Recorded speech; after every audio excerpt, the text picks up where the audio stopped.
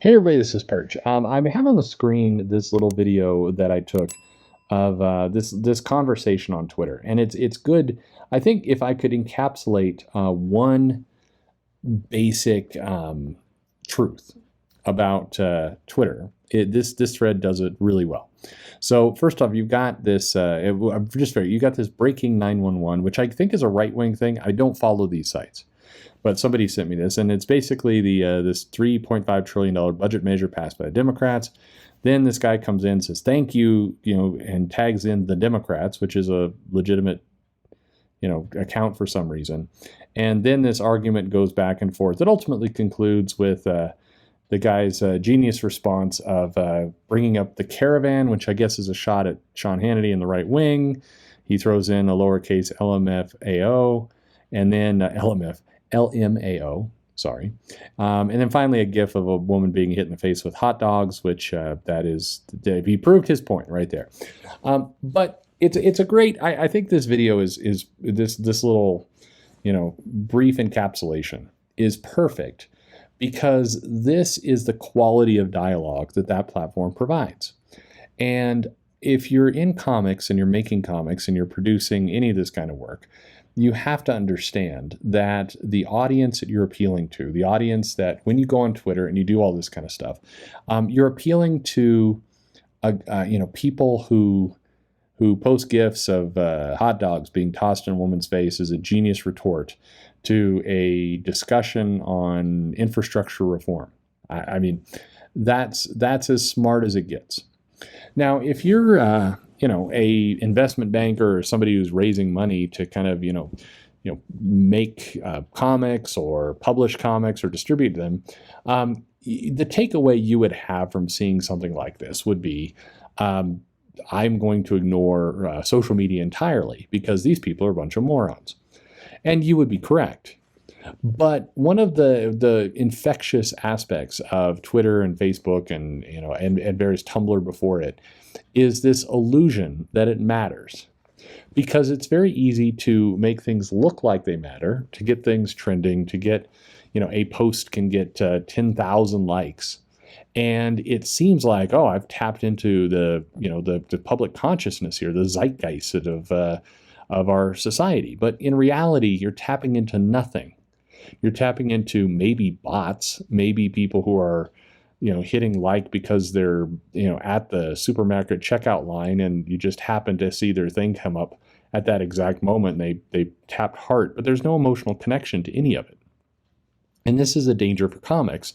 And it's where the social media marketing scheme, and what's strange to see is DC over the last year has dove more into Twitter. It's prioritizing Twitter and Facebook and Instagram more in its marketing efforts.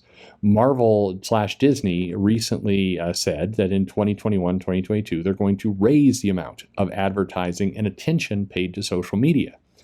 Now, in 2016 or 2017, that statement made some level of sense. We didn't exactly know where these platforms are going to go, and they seem to be growing exponentially and sounded like a good idea. But in 2021, that's just stupid. That's throwing money after nothing. And yet these companies do it. Why do people pay so much attention to social media? Why do companies pay so much? I mean, forget just people. I've done those videos. We've had those conversations. Sean Murphy and I have talked about that before. But it's baffling why any one person chooses to spend so much of their time there. But companies is a whole different ballgame, because as we've seen, there's no long-term value to being there, and there's only risks. If you say the wrong thing, do the wrong thing, just pretend in any way to not care about a topic that the internet cares about. And the crazy part is you don't even know if the internet and the masses truly care about anything. It could be a 4chan op that's just that's basically got something trending, and many of your creators in your company are going along with it because they don't want to seem uncool. They need to go. I mean, this is lemming behavior at its best.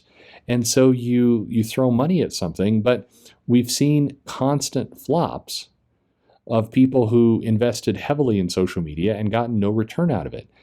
Birds of Prey and Suicide Squad both played heavily into social media. And both of them had a similar result. People are blaming the Suicide Squad's low box office numbers on the pandemic, and absolutely it is. I think in a different time, it would have made more. However, a superhero, slightly comedic R-rated film is going to be a tough sell. Ask Kick-Ass. Ask some of these others who have tried it before. You might say, hey, wait, what about Deadpool? Yeah, Deadpool is the exception. The exception doesn't prove the rule. Generally speaking, if you're playing the odds, making your superhero movie lighter and rated R is setting the odds against you to some extent. Doesn't mean you won't succeed. Again, Deadpool did great, but most don't. And I don't believe that Suicide Squad was. I think the pandemic played a role, but too much of the box office and the attention and the rollout was like Birds of Prey, which obviously hit before the pandemic. And yet the one thing that was similar is their social media strategy. They went very heavy into that audience. Turned out, didn't really pay off for them. I can go down a list of a million different examples of places where social media was going to help carry the company or the comic, the property, whatever it happens to be. And not only did it not, but in many cases, the audience turned on it because the rules of behavior and what you're supposed to like, not like, pay homage to, appropriate or not appropriate, it changes like the wind on social media. And you can very quickly find yourself the brunt of whatever bored rage people seem to have during the day. So why do companies do this? Well, in many cases, because they don't know what else to do. One of the problems that a lot of new media has right now, which is true of entertainment, comics, music, everything, is that the kind of old rules of marketing have evaporated. Where are you supposed to advertise? People aren't buying magazines. People are streaming shows. They're fast forwarding through commercials. Nobody's quite sure where to go. So, if you're an executive in one of these companies, you could say, hey, we're not going to spend any money on this stuff because none of it seems to go anywhere. Rather than just throw our money away, we're going to keep searching for what actual good marketing, good advertising means. And we're not going to waste it on this. Unfortunately, that guy gets fired. And in comes the social media influencer expert who's going to show you how to make it all work, except it never does. Not with comics, not with any of this stuff. It doesn't work like people hope. So how long is this going to play out? I think we're living with it for at least another 2 to 3 years. I think that there's going to be, what we haven't hit yet in the stage of adoption. And if anybody's followed a tech curve, there's such a thing as the technology adoption curve, where you have the early adopter and you have the mainstream and you have just these basic phases. And what we haven't hit is the phase where somebody admits, hey, it's not working and we need to try to do it a different way. And at first, when somebody says try it a different way, they mean, still spend money on social media, just do it differently. We haven't hit that moment yet. People are still throwing their money eagerly at it because, frankly, they don't know what else to do. As a result, we're seeing it infect other things. And unfortunately, because a lot of comic creators take their cues from social media, in addition to just marketing and advertising, we're seeing the social media personalities just, melt into the characters as well, which sucks. So it's, all this in response, I get this question a lot.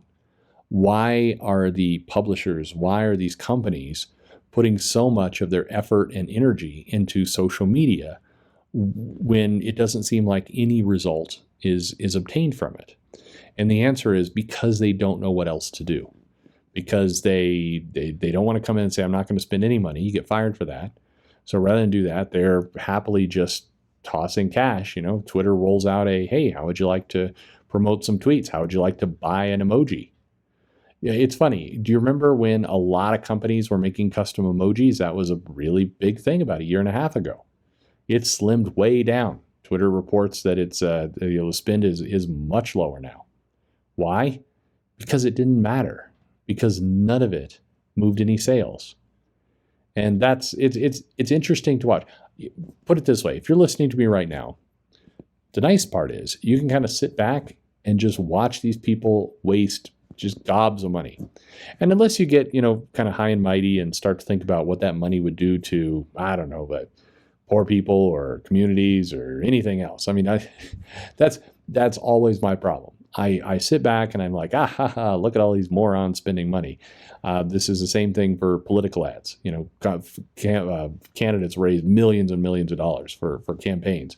And I'm like, look at these dumbasses raising all this money when they could be doing something important with it. And then I'm like, oh man, somebody could have bought Toys R Us and opened that toy store again. Then I'd just get depressed.